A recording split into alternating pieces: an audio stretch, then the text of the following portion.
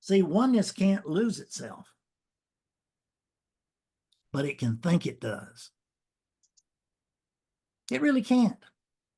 How does oneness lose oneness? It can't. Where would it go? Where would oneness go when it wasn't being oneness? Well, it can't go anywhere else because there is nowhere else. Unconscious oneness, unconscious awakeness, loves this experience because it can come to know itself, which is the same thing as coming to love itself, as a beautiful waterfall, as a beautiful mountain range, as a beautiful ocean. And we see these vast things open up forth the Grand Canyon. And what happens? There's a sharp intake of breath. Oh, because oneness is stunned. It did not know it was so big. It doesn't know that it's really consciously looking at itself, but it feels it. And it takes the unit's breath away. But once in a while, there's some call it blessed and some call it cursed. But once in a while, oneness wants to come to know itself consciously. And when that is done, it needs consciousness. And what is the bearer of consciousness?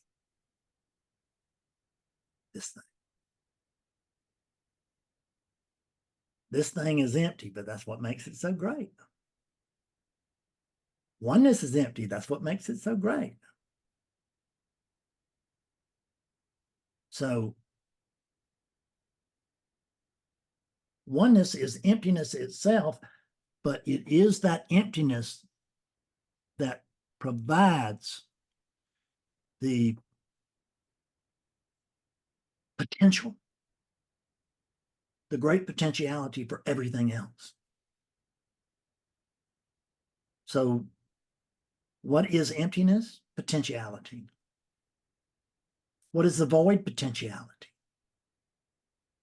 It's the potentiality for everything else, but to be the potentiality for everything else, it can't be a thing unto itself. So you are the great potentiality.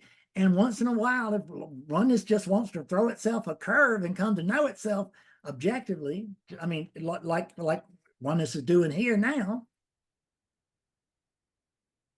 it gets a unit and it crowns it as a seeking unit. And then, be it a curse or a blessing, that unit starts searching. And it starts searching for what? It starts searching for its true nature. Got to be around here somewhere, doesn't it? What is there to search for true nature? What did St. Francis say? What you're looking with is what you're looking for. And what are you looking with? You're looking with attention. And would you agree with me that one definition, a decent definition of attention might be focused awareness? I don't usually get any objection with that. So, yeah. So attention is focused awareness. And what is attention looking for? Looking for awareness. So awareness is looking for awareness. How long do you think awareness could look for awareness and not find it out there? Awareness can look forever for awareness, and most times it does. Seeking units are born, they live lives, they seek, they go crazy, they die. Once in a while, that quest gets fulfilled. And if it's in a rush, it's likely to end up here. If it's willing to wait, while it, goes and meditates for 40 years, that's fine. I've nothing against meditation. It's a great practice. I still just sit sometimes, but it's not meditation. But it's not meditation. It's just sitting. So, but I've been with people who've been meditating for 40 years, and you can't tell me that that's not real object. I mean, that's not real passion. But when I ask them, so are you awake? And they say, no. And I say, how long have you been meditating? 40 years. When do you think you'll wake up? Soon. Everybody's going to wake up soon. Weren't you going to wake up soon? But soon never comes, does it? So it's just a vague something in the future. But if you want to wake up at all, you've got to wake up here now. And this is the best opportunity a unit's ever going to get, I think. I can't be sure of that. But it's a great opportunity for oneness to come to see itself, for awakeness to come to see the truth, which is this is the expression of oneness. This is consciousness. And what's behind oneness? That which is prior to consciousness. And what is that? We can't even speak of it. But all we're really concerned about here is consciousness. This consciousness, see, it is the great stage upon which everything else is built.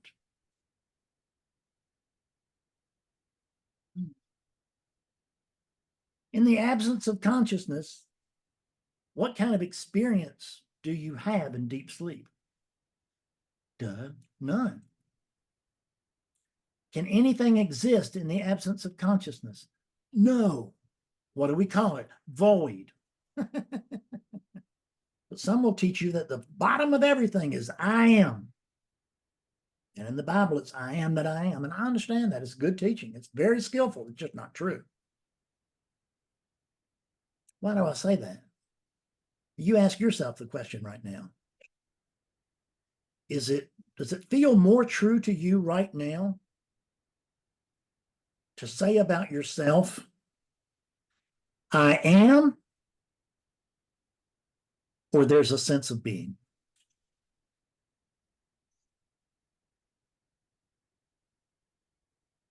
Over here, what's seen is that there's a sense of being, that's more primal, that's prior to I am. I am is a statement. I am. I'm not anything particular, but I am. I know that I am if I don't know anything else. I don't know that. I suspect that I am. There's a sense of being. The sense of something is not the same thing as the truth of something.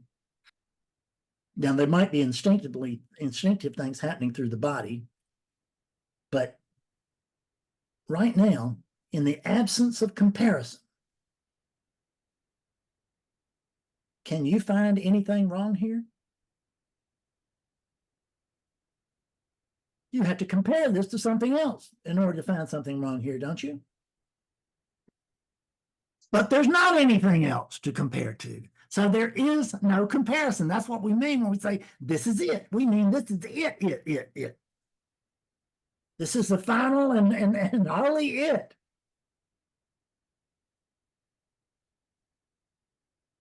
So there's no comparison to this, is there? There's this, but there's no sort of kind of like this.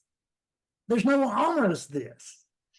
There's this and nothing else.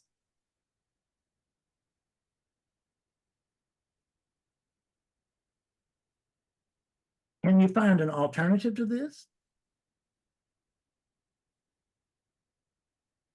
I looked for 24 years before I woke up. And I haven't really been looking since.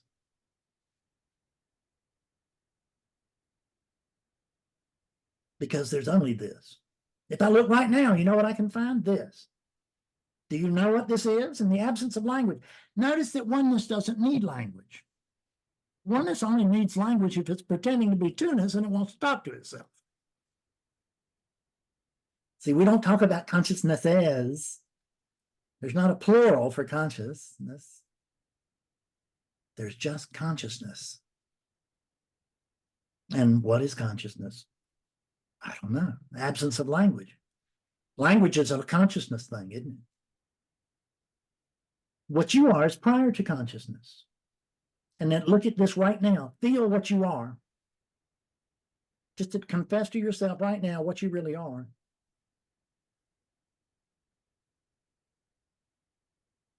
And then ask yourself, in the absence of consciousness, can there be anything?